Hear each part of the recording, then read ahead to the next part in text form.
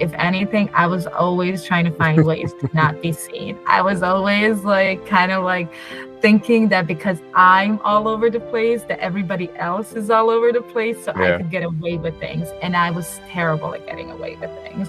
I was always seen. Like, so maybe I thought I wasn't seen, and maybe that's, but it wasn't my reality. If anything, I felt like. Welcome, everybody, to another wonderful day and another wonderful podcast with another wonderful mystery woman, because I do not have a clue what she does, how she does it, and her backstory. So I'm in the dark as always, so we will have a wonderful conversation just to find out what her story is all about. So I'm going to try and pronounce her name. I'm going to close my eyes while I do, and it's Mujesira. Is that correct? That is correct. Oh my God. You know, listeners, I'm terrible with names, so I've done it. So, Mujesira, will you let us know what you do for business to help people successfully, and then we'll go with the flow. Sure. As I said, Mujesira, I am a director of digital strategy for Capgemini. I actually work directly with the world's largest financial institutions to help them think through how to best serve their clients. So that's really it. Okay, so from what point of view do you do that? So how would you help your clients? What technologies would you use? Or in what way it would be the outcome when you're helping their clients? Be a bit more specific. Sure thing. So, I mean, my focus is really from the marketing angle. And so as we look at the changing world of technology, AI, data, all of that that's happening today, how can large financial institutions that have to navigate things like regulatory compliance, as well as changing consumer behavior, as well as the changing nature of what wealth looks like today, best communicate with their clients, whether it's new services, new products, or just adding different solutions to the portfolio of what they're doing for them today. And so it takes, it looks different from every client that I work with, because ultimately their organizations are very different. And the benefit of, I would say, the way I approach problem solving is that I'm a firm believer that you should kind of choose a lane, know what you're good at and do that very well. And so the path of discovering that for each one of my clients is different. And so rather than having the answer, I would say that what I do with clients is work through with them on discovering what their each unique answer is to a problem, because there shouldn't be one, like how you should use AI to personalize for clients for one financial institution should look very different from another, because ultimately the goal of what you're trying to achieve should be different from organization to organization. And if it isn't, you're going to end up kind of saying the same thing and recycling the same type of messaging constantly. So really trying to work with folks to kind of sift through the noise, get into the idea of like what makes you different, or in a world of a lot of noise, if you're trying to create a path of diversity, like where can we kind of find that road that can set you apart from others? Okay.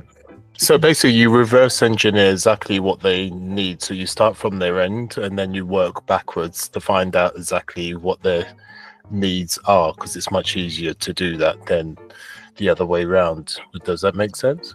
Absolutely. Yeah, in some ways. And so when we think about, I mean, a lot of what I do does have layers of technology and AI and data embedded in it. However, to me, all of those things should actually just be an enabler to bring to life a vision that we got to from what you were just saying. Is kind of working backwards of where do we want to get to, like what is the kind of world that we are trying to create between ourselves and our clients, and then we should only be using these tools as a way to get there rather than as a way to paint the picture. Listeners, I'll break it down for you. This is a highly intelligent lady, so you're probably sitting there thinking, I do not understand what she's saying. Basically what it is a situation where she finds out exactly what their needs are, but their needs, because they're such a large company, they're quite complex and unique in every single way, because the institutions are quite complex in their ways. So finding the goals, what's needed, and you work backwards, because that's the only way to decipher exactly what is needed. And this skill set that you have, how did you come about it? Because it's not quite straightforward. It's quite complex. Your brain works in such a way where you naturally can solve patterns. Do you see what I mean? Because with what you do is not, it's simple to you because you literally look at a situation and you just happen to see the pattern and the issues. Is that correct? I mean, I wouldn't say it's as quick as that.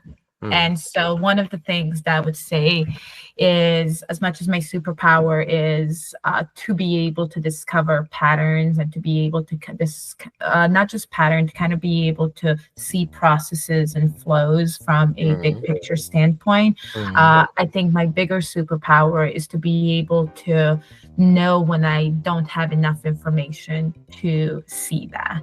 And so why I kind of immediately say that what I do is not give generic answers of this is the truth and this is how you should do things and this is the right thing to do, is because what I need to be able to come up with what you're saying sets me apart is dig. I need to go in and have conversations in a very open way where it is casual and goal-oriented, but to be able to really hear different perspectives in a single team of 3 people, even to as big of a team as 300, as you can imagine. Everybody's going to think differently. When we ask them what are we working towards, whether that's a team of 3 or 300, the answer is going to be totally different. And so being able to talk to all of the different individuals on how they perceive the goals and how they perceive the challenges to getting those goals allows my brain to actually notice patterns and the red flags. Where are we constantly hitting up against the wall? So pull out some of those common goals that we see across the board and kind of try to see them as the thing that we can create some commonality as far as working towards. But I would always try to the thing that most people want to talk about, the interesting part is my brain can really zoom out and see the big picture. But in order for me to do that effectively, the much better part, or the more important part of this process, is that idea of hey, let's pause, let's zoom in real quick. Let's do a lot of zooming in before we come to zoom out and try to connect the data points. I think far too often people actually are caught up on the idea of having the right answer and, showing that they know what they're talking about.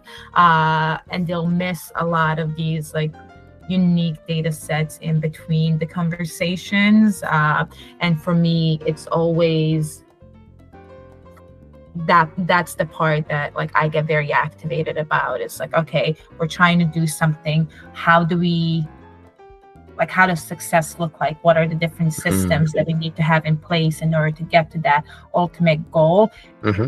and how many of those systems actually exist and don't exist. Like, and thinking through that stuff, to me, I mean, just this morning I was talking to some of the people on my team where I said, like, hey, if you really want to know what you've got going on here, go through this plan and don't worry about the fact that as you try to fill in the boxes, there's going to be boxes missing, and there's going to be things that we don't have. That's actually some of the most important work that you can do, is to know what you don't know that you need to know, what you don't have that you need to have. And so walking my teams through that idea of, like, don't be afraid to point out that something's off, go through the process to know, like, oh, actually, to have an answer for you, we need to know these pieces, and right now we don't. And that is, like, I would say that that's one of the biggest things that I try to help my teams and my clients do, is identify where those, like,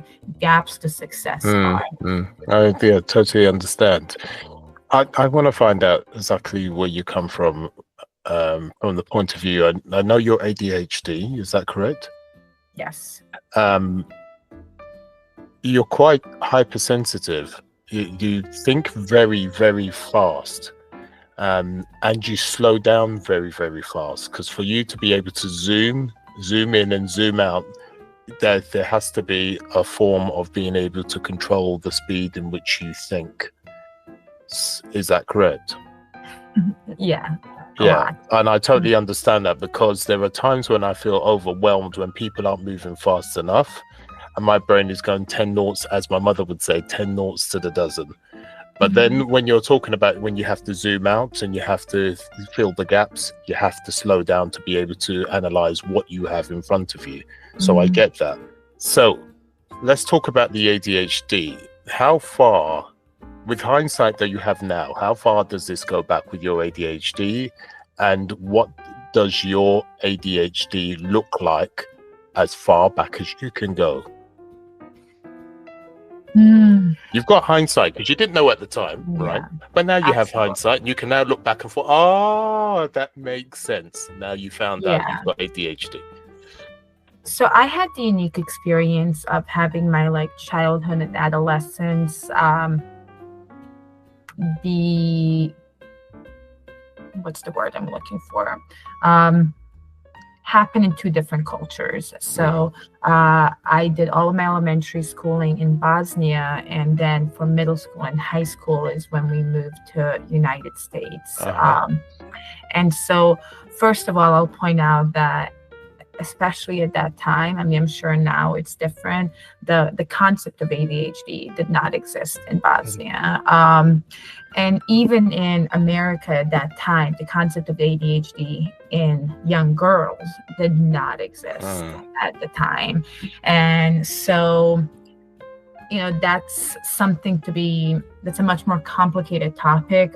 Some of the probably trauma and the unworking of ADHD and being misunderstood amongst young women, and how we've had to kind of peel back the layers on our own as we've navigated professional life, especially. But for me in Bosnia, I was always,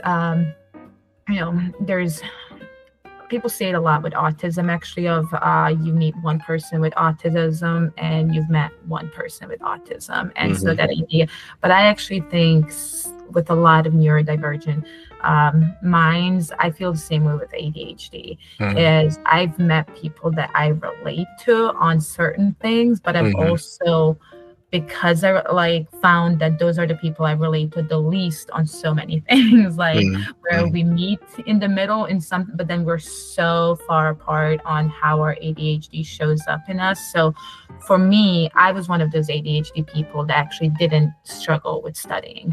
I very much so would consume data in such a fast pace that, if anything, what I would hit up against the wall in schools was that my learning process was so fast that I could memorize things at such a speed that it would constantly make me be ahead of the other students, but Okay. also kind of be a nuisance to the teaching process. And so in Bosnia, some of the culture around how you handled what would be considered highly gifted kids or Mm-hmm. kids that didn't act out, that Mm-hmm. acted out in certain ways, like in America, it might have been seen a little abusive or very outside the norm. But I reflect, you talk about hindsight, and I'm like, oh my God, they were geniuses. So what my teacher would do when she would realize, like one, I would raise my hand, but by the time I raised my hand, I was saying the answer. Yeah. So that in itself. But what she would do is she would send me to stare at the wall for Really? 20 minutes. She would take my chair. She'd be like, okay, Mujesira, now it's your time to like go take 5 minutes in a corner. And Hold had on. I known Sorry. now, Is this because you put up your hands to answer a question? well, no, see, like that's your, I can already tell you grew up in like a Western place where you're like, oh my God, that sounds so mean. It was like one, I would put up my hand, but I would also say the answers before she would really call on me. Ah, I But see. she could I see. just tell that I was really excited to Yeah. show that I knew things. Yeah. I Okay. was I get that. really excited Yeah. to like point out how I had connected the dots and I like, get that. here's So all of the things in I that learned. context, I Yeah, it understand was why. getting in the way of the Yeah. other kids having a chance. That's And this right. is something that like I now use Mm-hmm. significantly professionally, but that, like, I'm very aware now that when I'm feeling overstimulated, Mm-hmm. what I need is a white wall. Like, it actually really does help to like maybe close my eyes for a second, breathe, have the brain like calm down a bit in order to see things in a less heightened way with less Mm-hmm. speed to what you were saying earlier. So it Mm-hmm. said like they were these like old school Eastern European women, but they always like made sure that that wasn't seen as a punishment, that Okay. they constantly made sure I knew that I was gifted. They Mm-hmm. constantly made sure that I knew that I was highly intelligent, Mm-hmm. and that all of these were tools in a way that they were using to either help the other students or Okay. to just give me a break. So it wasn't always like the most like politically correct explanation for things.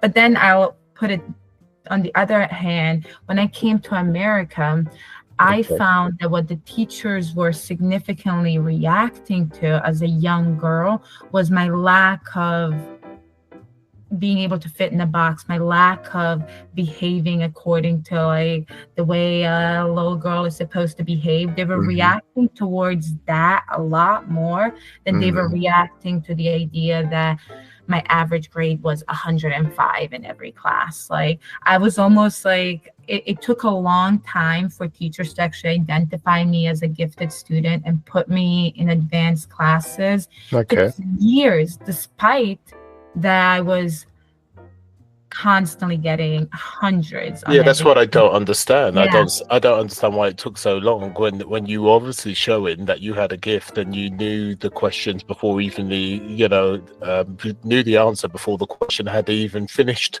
being asked. yeah. To me, that sounds like a gift.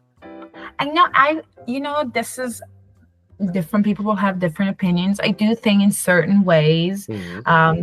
things are changing and times are getting better. But I do think at that time, Western civilizations, as much as they think that they are very liberal, I think in a way really had the most puritanical ways of like, especially looking at young girls, where the idea of like boys painting outside the lines or misbehaving, and that could be looked at in more complex ways, such as neurodivergence or all of these things.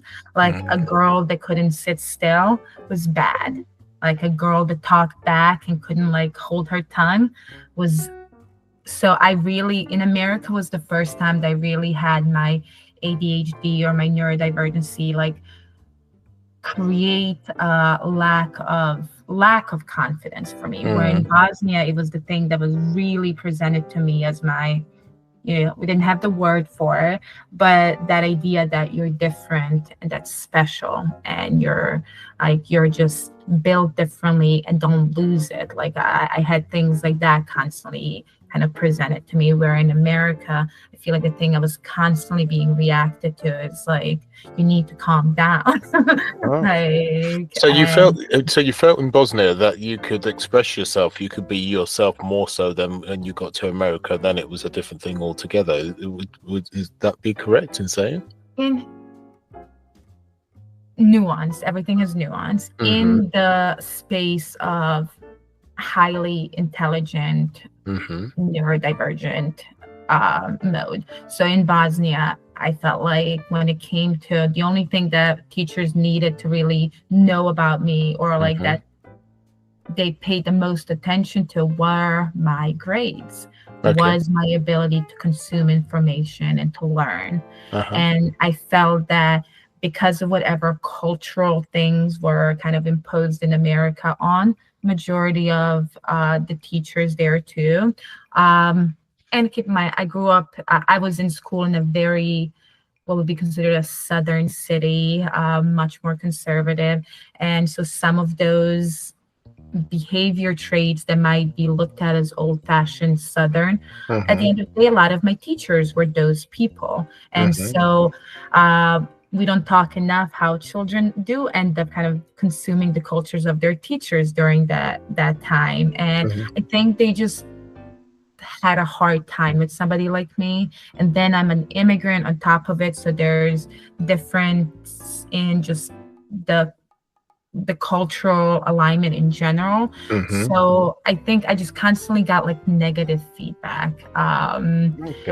And so that's where I really struggled. Like, I would say my adolescence was the time where I almost like kind of put my hands up and was like, you know what, if nobody's going to like realize how brilliant I am, what's the point? Like, so I kind of like, that's where I started acting out more, kind of. I mean, I never stopped studying because I was always like an obsessive reader, but rather than reading things necessarily that were needed for school, I would just read whatever I wanted to. I would read 5 novels a week, but it wasn't necessarily the books that I needed to read for school. Can I just stop you there? Let me just ask you. You were very gifted, as we already know. You like reading, you're very good at maths and everything else.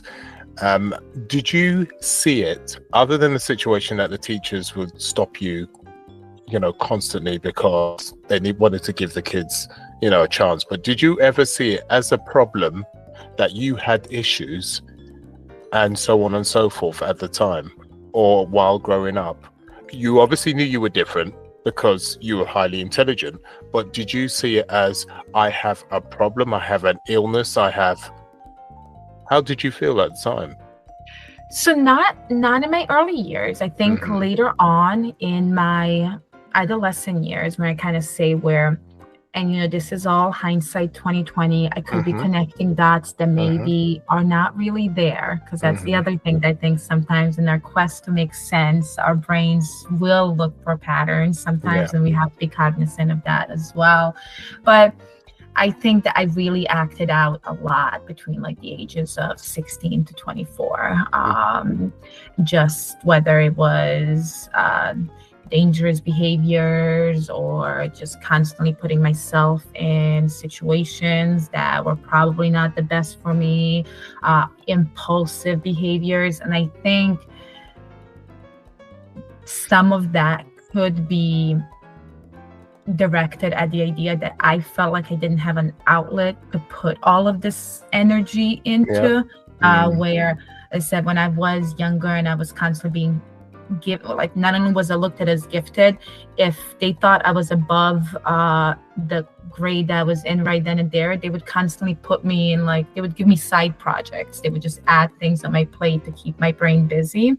In the States, I didn't know how to navigate the system the same way. So I feel like I just wasn't challenged enough. And that absence of a challenge, which I suppose also you wanted to be seen too.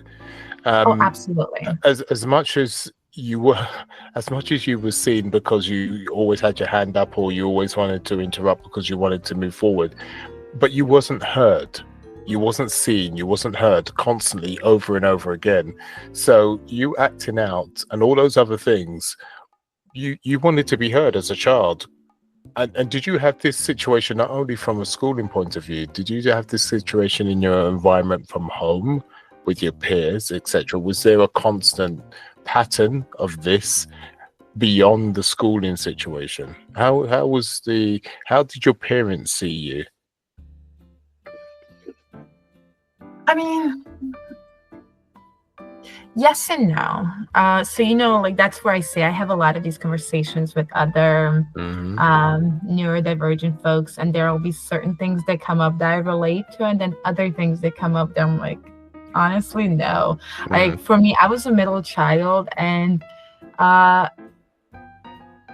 probably because the teachers did give me a lot of praise, but also I'm a very eccentric person. I was always like an outgoing kid, always kind of making fun of everything. I was seen enough. If anything, I was always trying to find ways to not be seen. I was always like kind of like thinking that because I'm all over the place, that everybody else is all over the place, so I could get away with things. And I was terrible at getting away with things. I was always seen. Like, so maybe I thought I wasn't seen, and maybe that's, but it wasn't my reality. If anything, I felt like maybe I could get lost in the hustle and bustle. I get you. But I'll tell you what it is. Now that's another dimension to you. So your general personality is that you're quite playful, you're quite loving, you're quite energetic. But when it came to expressing yourself through education, intelligence, etc., you weren't allowed to breathe when it came to that situation. You had all this built up energy when it comes to intelligence, but you weren't allowed to breathe. Outside of that, you was a loving kid. You had loads of energy. I don't know, how was you popular? Did the kids find you popular, easygoing when it came to outside of the classroom? Because you said you're quite expressive too. I take it you was quite an expressive person. So how did they find you? As in a one-to-one, forget the education, just chilling out with this beautiful girl, very expressive. How did they find you? How did they communicate with you? My parents? No, not your parents. Let's talk about the kids, because obviously your peers and whatever. So you're now talking about your outgoing and etc. We're out of the classroom, you're in the playground, you're at the house, whatever. How did they react with you then? How did they find you?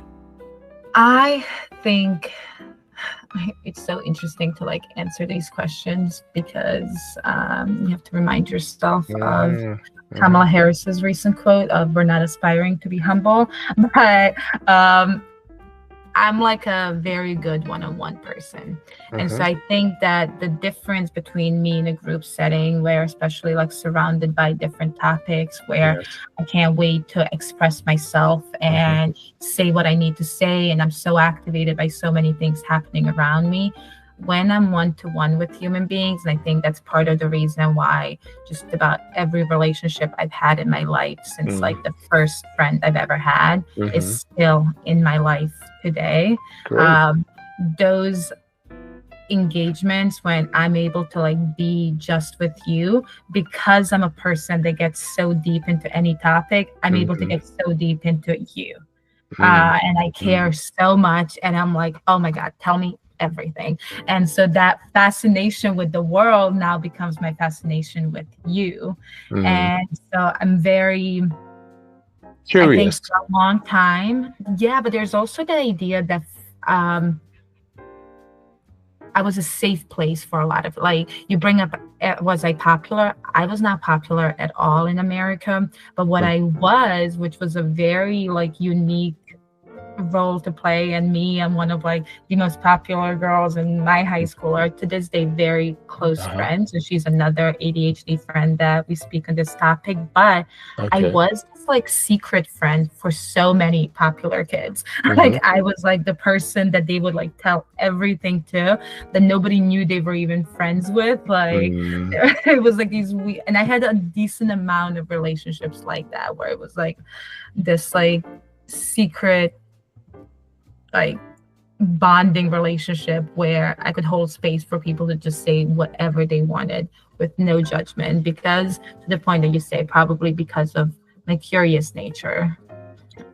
So yeah, exactly. You've got a huge amount of curiosity, and it's the same as me.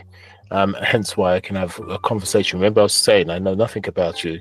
I just have a conversation because I'm a very curious person, and that's why I can have that conversation. I'm always interested in how the mind goes. I'm always quite deep in the person. I get you. I totally get you. And that's great that you still got friends from way back in the days. It's the same with me. Friendships are very important because we do get deep, and they appreciate that, right? But what made you, because it sounds like you had a lot going on. I don't understand what made you seek out to find out if you was ADHD.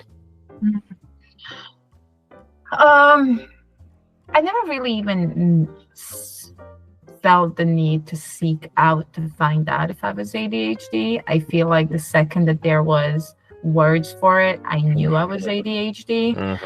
I saw for a portion in my life, there was a moment for the first time ever that I felt like I needed to treat my ADHD. And so when I was about like 26, 27, I had gone through something very traumatic that kind of turned my life in a place where, as you can imagine, the passion I have for any topic, then when the topic goes so deep inward, it was the first time in my life that I couldn't kind of come out, that zooming in and then zooming out. Well, I couldn't come out of the hole. The hole was so deep that I, like, every time, I just couldn't come out of it. And I couldn't do the other things in my life that needed my focus and that needed my attention. It was the topic that was overwhelming. Can I ask what that was that tipped you over the edge? No, I'm not comfortable with sharing that, but it was a personal trauma.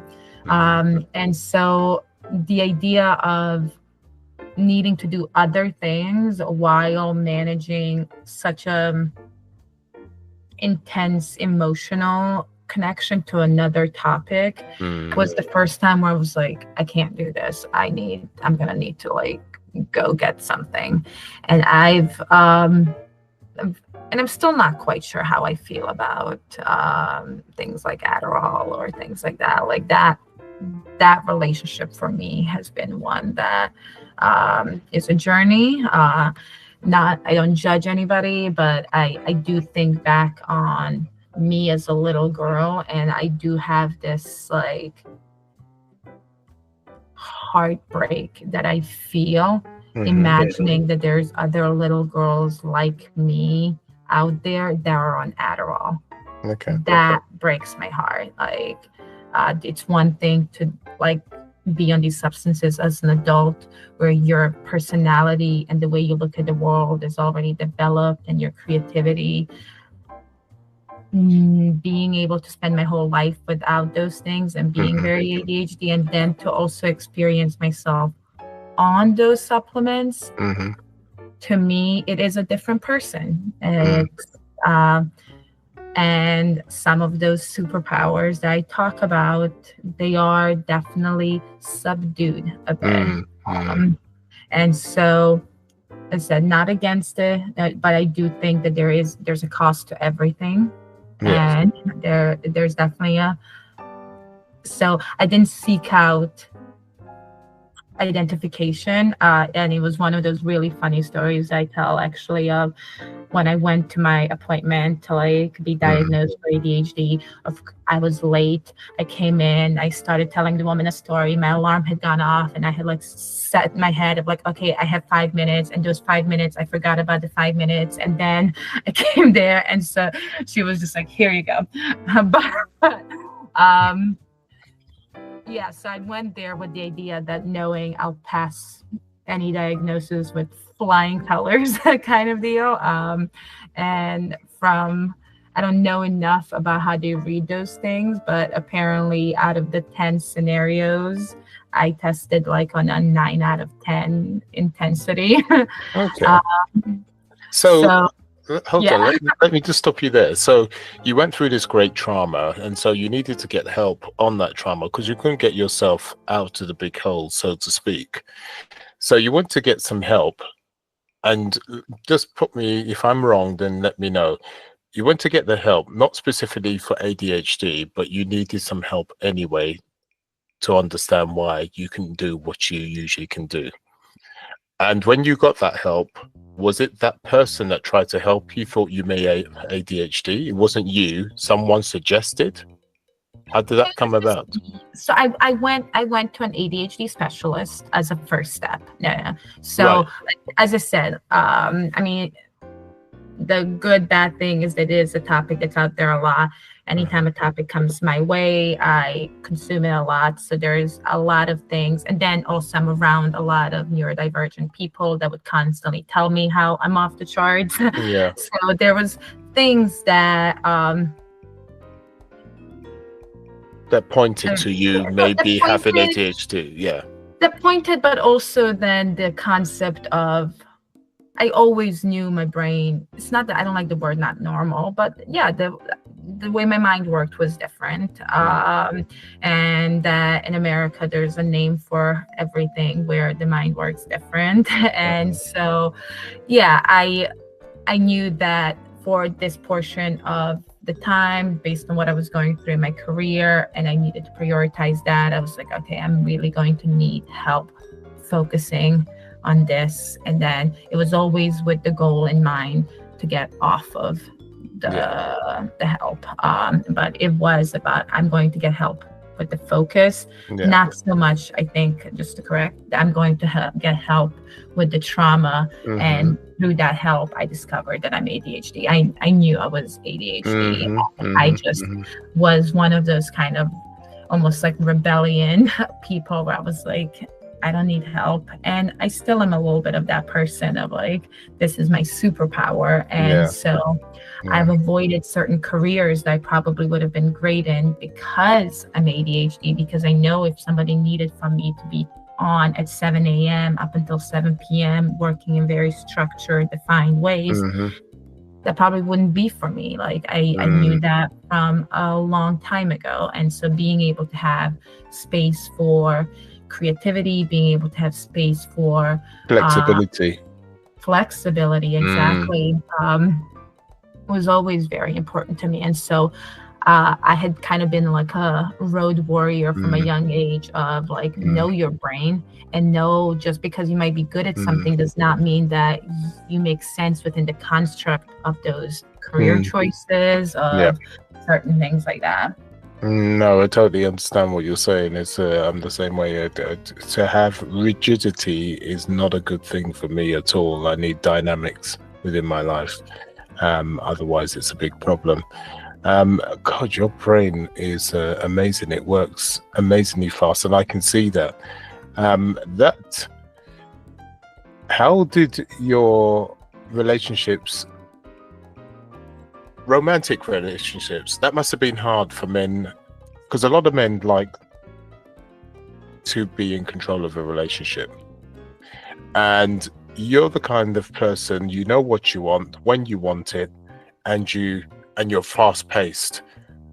I know a lot of men can't handle that. So honestly, how did it go with you then? I have not had really any bad relationships with men, and good.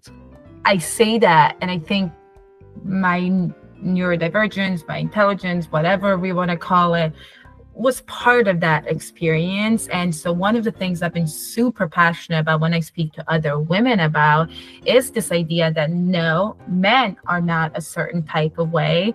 You are playing into stereotypes of what you're expecting from men and delivering them a product that looks like what you think that they want to see. And therefore you're getting the stereotype back. And like, I've had zero choice but to be authentic. If I tried to like put myself in a certain mold, it wasn't gonna work. And so the type of people that a person like me attracted were all incredible. And I totally understand that because you was yourself, and because you was yourself, you didn't hide yourself.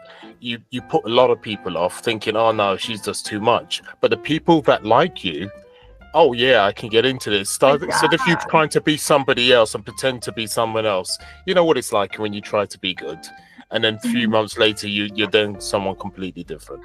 But that's the thing, like, and so that's kind of the advice that I give to people all the time. Yeah, I'm happily married right now, and I know that for my husband, it is it's not that it's an easy road. He definitely has things that he has to maneuver with a person that's as intense as me. But, you know, I think in some ways, all of us are built differently. So I have a lot of things I got to maneuver about him as well.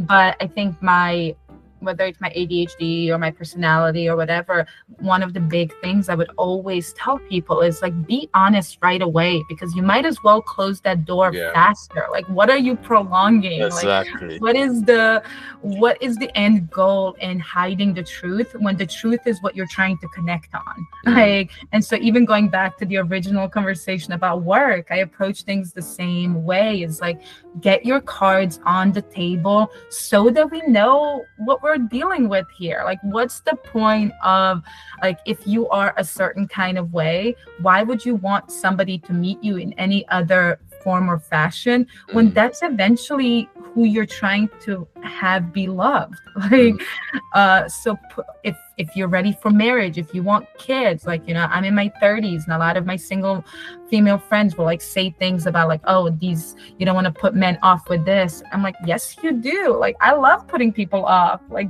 get them out. Filter through faster. Like, why?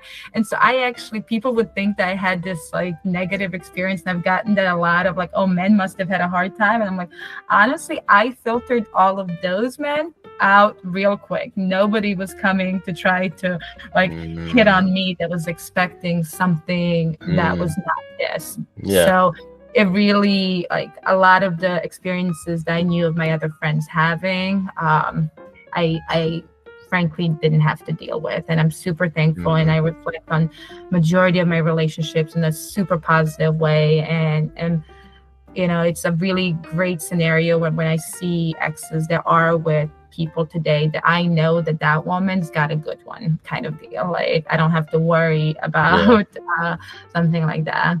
No, totally. And you've done the right thing. And I take it you've always been like that from way back in the days, being authentic, accepting yourself. You are who you are kind of attitude. How long have you been like that? Or did you have to go through a transformation before you became as you were right now, with being authentic, happy with yourself, I am who I am, so on and so forth? Yeah, I mean, authenticity was probably always at the core of like how I've known how to express myself. But the idea of confidence, I mean, I think confidence for all of us is a journey. And I say that, you know, as many female friends as I have, that's the other thing I think maybe my ADHD actually helped me with. I have a lot of male friends, a lot of very close, deep relationships with men and women. And what I learned through those relationships is we're all basically the same. I don't think there's that many differences. So the confidence piece in all of us, men, women, it's a journey. Like, we're all kind of, something can throw us forward as much as some throw us backwards as much as something can propel us forward. So I'm not going to say I've always been confident or I always am confident. Like there's, I'm also a vulnerable person that can go into her head, but I don't exist there as a default. My default is being okay with myself and loving myself. And I think that even though I go on those journeys where I might be set back a little bit, my goal is always to get to a place of this is who I am. And so this is who I'm going to be my whole life. And I have to find a way to nurture this relationship because it's here to stay. So my goal is always to find a way to love me again, no matter, and as I said, my whole life I have slipped, and I know my whole life I will slip from that love, but I'm always trying to get back to it. I'm always trying to find a way to love me again. No, that's quite powerful. I must admit, you've got a beautiful story, quite an unusual one, to be honest, but a very strong one to know your strength and how positive you are. Obviously, you've gone through your falls and your ups and downs, but you've got an amazing mind, the way it works. And it obviously works for you, for your business, being able to navigate in such a way to be so dynamic in the way you work to help your clients. And obviously your clients see your superpower and the way you can work so fast. So how long have you been working in this capacity with the work you're doing now? When did that take shape? I mean, I've been with my company currently 3 years, but I've been in, B2B sales, technology space for basically my whole career since I was 21. So the last 15 years. Wow. Is that so what made you go down the sales tech space?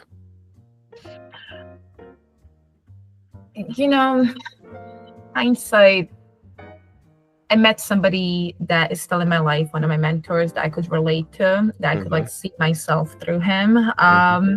And so I'm one of those people that paints a life in her head, and so if I can create an image, I'll kind of follow through it. And so I think that I just met some people when I was in college that I was like, oh, I can do what he's doing. And so it kind of started like that. And a lot of my, I would say, behaviors and successes have been through the lens of I made a story in my head and then I acted it out in real life. And I remind myself of that sometimes right now. I was recently having this conversation where, a couple of years ago, I finished NYU. I did my MBA at NYU. And, right now I am in marketing strategy for large companies. And I know at some point I said each one of those things as a teenager, from literally NYU being a dream school that I had put in my head that I would imagine to oh, what would be cool is to do this and that. But somehow I speak them into existence. Dave Chappelle, I love dearly, and he has this thing where he once does a skit of I'm a really powerful dreamer. Yes. I feel that way. My husband and I talk about that, and so when we have anything that we want to do, we'll keep talking about it because it'll eventually get done just by. And I'm not saying I'll speak something into existence, but in a way, by speaking something out loud, it creates a feedback loop and a focus for me, and a certain level of accountability. And so something that I don't think we talk enough about, you mentioned you couldn't do with rigidity. Yes. You need flexibility. I do too. But what I've also learned that I need in my career and what I try to communicate with any managers that I have, which oftentimes didn't get is I actually need some micromanagement. I need some deadlines. I need some task-oriented work. If you Okay. want something from me, even if you don't say it yourself, I'm going to say nowadays, okay, I'll get that to you by 5 p.m. Because if I need to create some guardrails for myself. The idea of totally like painting with no lines, that's not the most productive always mode for me. So you need accountability straight off to be able to be, how can I say, productive. Yeah. Yeah. No, I know it's yeah. Because I could live in my head for days. Yeah. So can I. Yeah, I guess you. I need accountability too. Otherwise, I'm all over the place. So I do get you for sure, and it's just not easy for us. But you do corporate, but do you work one-to-one with people? So your own type of clients, etc. I know you said you work for big teams. That's fine. But what other things do you work in the business area? Do you do the one-to-ones? Do you? And you were saying that you're also a speaker. Is that correct? I mean, I have, depending on different topics, I've been looked at as a subject matter expert in certain things. I do a lot of within my company itself. I'll do a lot of leadership training and storytelling workshops and things of that nature. Personal branding, mentorship. So from like a one-to-one standpoint, I do a lot of that. I've led teams, so obviously there's the management layer there on the one-to-one relationships. But currently I'm not working for myself outside of my company. Like I don't have any of my own clients now. Okay, that's really interesting. So so you work for the company, you work for big companies. Do you work for smaller businesses, or is it just the big ones? Back in the day I did. So I mean, in a way, my career has kind of mimicked a journey where my career growth has kind of been directly correlated with the size of companies I work with. So at the early stages of my career, yeah, I worked with some smaller businesses and nonprofits. Today, I am so far removed from that. I'm actually like literally working with just like the top 50 banks in the world. So nothing that would be really reflective of that. But with that said, I think what I'm doing and what is my goal to do is actually work with these institutions in a way that establishes reliable and trustworthy one-to-one relationships, whether that is with small businesses and or individuals. And I think a lot of my relationship with the world makes me an ideal person to be able to like help them navigate that journey in a human way. Okay, well, listen, unfortunately, we're coming up to an hour. That time has gone so fast. You are fascinating. Thank you for your time for sure.